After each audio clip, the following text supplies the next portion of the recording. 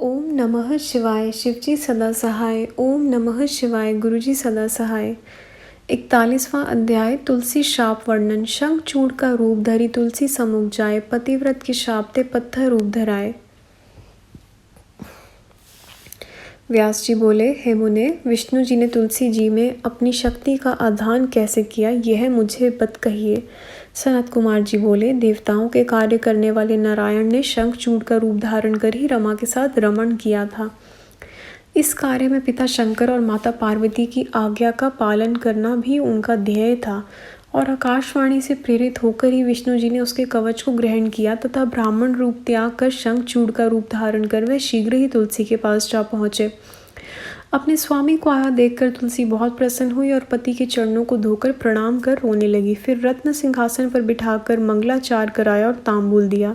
साथ ही कृतज्ञता ज्ञापित करती हुई कटाक्ष सहित युद्ध का समाचार पूछने लगी।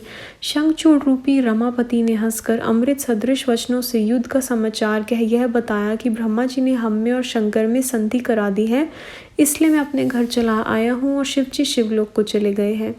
ऐसा कह जगतपति ने शयन कर उसके साथ विहार भी किया। तब उनके इस रमण को देखकर तुलसी को भ्रम हुआ और वह तर्क करने लगी। उसने विष्णु जी से पूछा, अरे तू कौन है? सत्य कह, तूने माया से मुझे क्यों भोगा? मेरा सतीत्व धर्म क्यों दूर किया?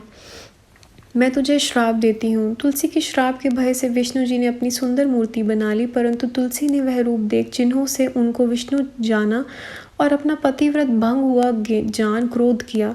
तुलसी ने कहा, हे विष्णु, तुम्हें दया नहीं है, तुम्हारा मन पाषाण के समान है। तुमने मेरे सतीत्व धर्म को भंग कर मेरे स्वामी का वध कराया है।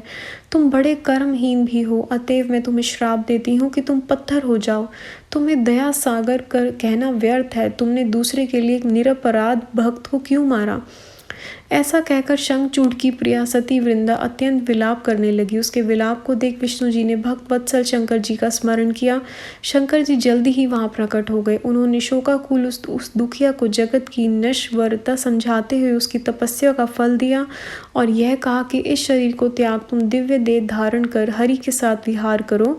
साथ ही तुम्हारा यह शरीर छूटने पर भारत में गंड की नदी होगी और देव पूजन के साधन से कुछ काल में तुम मेरे वर से प्रधान रूपा तुलसी नाम विख्यात होगी और स्वर्ग, पाताल तथा मृत्यु तीनों लोकों में से तुम सर्वदा हरि की समीपता पाओगी और सब वृक्षों में तुम्हारा श्रेष्ठ स्थान होगा। तुम दिव्य रूप धारण कर सर्वदा वैकुंठ में हरि के साथ क्रीड़ा करती रहोगी और हरि के अंश से क्षीर सागर को भी पत्नी होगी। तुमने जो हरि को शाप दिया है तो उसके प्रभाव से तुम गंडकी के तट पर यह हरिपाषण रूप में स्थित रहेंगे। वहाँ पैने दांतों वाला करोड़ों कीड़े उस शिला को छेद कर उनमें चक्र बना देंगे और उसका नाम शालिग्राम होगा। इस प्रकार समझाकर शिवजी अंतर ध्यान हो गए। तुलसी प्रसन्न हो उस देह को त्याग दिव्य देह को प्राप्त कर हुई।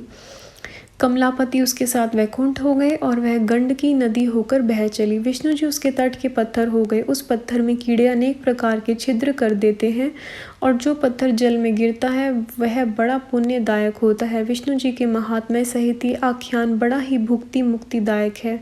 हे मुने, यह सब तो मैंने तुमसे कहा, कहीं अब इसके आगे आप और क्या सुनना चाहते हैं? 42वां अध्याय।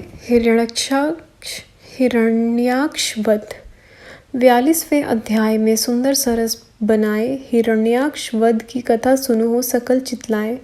नारद जी बोले, हे ब्रह्मांड, शिवजी के महान चरित्रों को सुनकर अभी मुझे तृप्ति नहीं हुई है, अतएव हे ब्रह्मांड, उन महान आत्मा शंकर के चरित्र और भक्तों के आश्रित हुई उनकी सुखदायिनी लीला को आप मुझसे और कहिए। ब्रह्मा जी बोले, जलंधर का वध सुनकर सत्यवती के पुत्र व्यास जी भी ब्रह्मापुत्र मुनीश्वर से यही बात पूछने लगे। तब सत्यवती पुत्र व्यास जी ने सनत कुमार जी कहने लगे, हे व्यास जी, अब मंगलदायक शंकर के उस चरित्र को सुनो जिसमें अंधासुर दैत्य ने शंकर जी के गाणपत्य पद को प्राप्त किया। पहले तो उसने शंकर से बड़ा युद्ध किया, फिर सात्विक भाव से सदैव उनकी प्रार्थना की।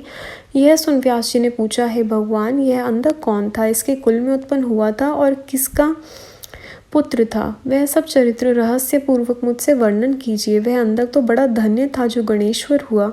ब्रह्मा जी बोले, व्यास जी के यह वचन सुनकर ब्रह्मापुत्र सनत कुमार जी महेश्वर का यह सब चरित्र शुक्र के पिता को सुनाते हुए कहने लगे। सनत कुमार जी बोले, एक समय देवताओं के चक्रवर्ती भक्तों पर कृपा करने वाले शंकर अपने गणों और पार्वती को साथ लेकर कैलाश से काशी में विहार करने आए और काशी को अपनी राजधानी बना भैरव नामक वीर को उसका रक्षक बनाकर पार्वती सहित मनुष्यों की सुखदायक लीला करने लगे।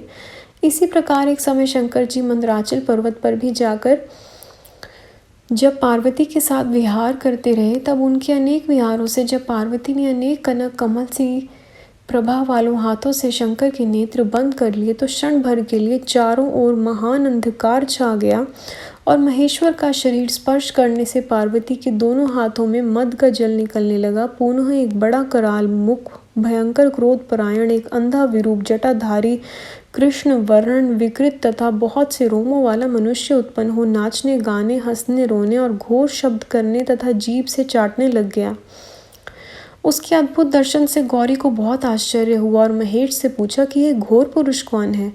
सनत कुमार जी बोले, तब सृष्टिकर्ता भगवान शंकर ने कुछ हंसते हुए कहा कि हे आर्य, यह तुम्हारा वही पुत्र है जो तुम्हारे द्वारा मेरे नेत्रों को बंद करने पर मेरे माथे के पसीने से अभी कुछ क्षण पूर्व प्रकट हुआ है। तुम्ही ने इसको रचा है, इसलिए तुम्हें अपनी सखियों और गणों सहित बुद्धि से विचार कर जैसे उचित हो इसकी रक्षा करो। यह सुन पार्वती जी ने करुणापूर्वक अनेक उपायों से उसकी रक्षा का विधान किया। उसी समय हिरण्यनेत्र नेत्र नामक दैत्य अपने बड़े भाई की संतति वृद्धि देखकर पुत्र कामना से शंकर जी को प्रसन्न करने के लिए वन में तप करने लगा। उसके तप से प्रसन्न होकर शंकर जी उसे वर देने गए। उसने कहा, मुझे वीर्यवान पुत्र दीजिए। मेरे भाई से तो प्रहलाद आदि 5 पुत्र हुए हैं, परंतु मेरा कोई पुत्र नहीं, मैं वंश रहित हूँ।